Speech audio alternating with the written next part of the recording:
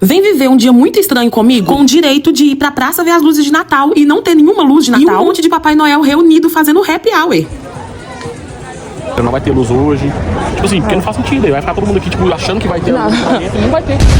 E a gente pediu informação para um policial e ele falou que não sabia se ia ligar, porque isso não aconteceu nem um dia, nunca, nem atrasou nem um minuto. E aí a gente pensou, já que não tem luzes, vamos comer. Simplesmente tinha um monte de Papai Noel fazendo, tipo, o happy hour deles, que eu tenho certeza que traumatizou muitas crianças. E meu filho, com certeza, foi um deles, porque ele não entendeu nada desse tanto de Papai Noel. E vocês tinham que ver, os Papai Noel, sei lá, eles estavam tão felizinhos que eu nunca tinha visto isso na minha vida. Nem pra dar presente pras crianças, eles estão com tanto bom humor quanto no happy hour deles. A gente parou pra comer e decidiu voltar pra praça pra ver se a luz ia acender. Eu já não tava aguentando mais e tava só esse meme. O que eu tô fazendo aqui? Eu quero a minha casa, eu quero a minha mãezinha. E aqui podemos ver o quanto que meu filho tava feliz de ter ido ver as luzes e não ter luz nenhuma e ainda sair com trauma de ver um monte de Papai Noel.